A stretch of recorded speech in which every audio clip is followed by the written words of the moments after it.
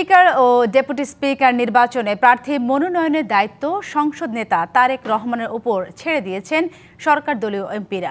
জাতীয় সংসদ ভবনে ক্ষমতাসীন বিএনপি সংসদীয় দলের সভা শেষে গণমাধ্যমের সাথে কথা বলেন স্থানীয় সরকার মন্ত্রী মির্জা ফখরুল ইসলাম আলমগীর ও পররাষ্ট্রমন্ত্রী সালাউদ্দিন আহমেদ। তারা জানান, সংসদের বিধি মোতাবেকই স্পিকার ও ডেপুটি স্পিকার শপথ নেবেন এবং তাদের শপথ পড়াবেন রাষ্ট্রপতি।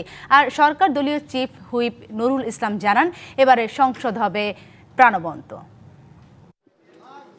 বুধবার বেলা 11টায় জাতীয় সংসদ সচিবালয়ের পশ্চিম ব্লকে সরকার দলীয় এমপিদের সাথে বৈঠক করেন প্রধানমন্ত্রী তারেক রহমান। স্পিকার ও ডেপুটি স্পিকারের নাম চূড়ান্ত করা এবং সংসদীয় কার্যপ্রণালী বিধি সহ নানা বিষয়ে আলোচনা হয় এই সভায়।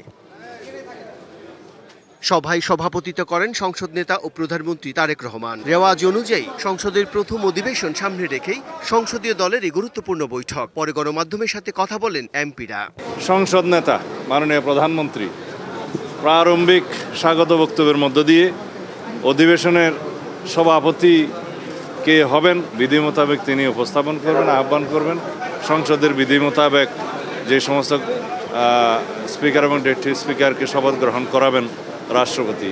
আগামীকাল সংসদ শুরু হচ্ছে, সেই সব বিষয় নিয়ে একই সঙ্গে আমরা নগদ নিয়ে এলো হার না মানা হার অফার। সর্বনিম্ন 10,000 টাকা রেমিটেন্স নগদে পাঠালে থাকছে স্বর্ণের হার জেতার সুযোগ।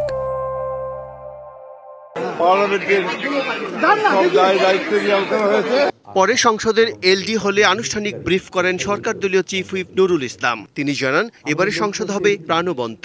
আমাদের লক্ষ্য হচ্ছে একটি কার্যকর, প্রাণবন্ত, দায়িত্বশীল সংসদ পরিচালনা এবং বাংলাদেশের সকল সমস্যার সমাধানের কেন্দ্রীভূত করা, জাতীয় সকল বিষয় নিয়ে তর্ক হওয়া, বিতর্ক হওয়া এবং তার সমাধানের রাস্তা খুঁজে বের করা।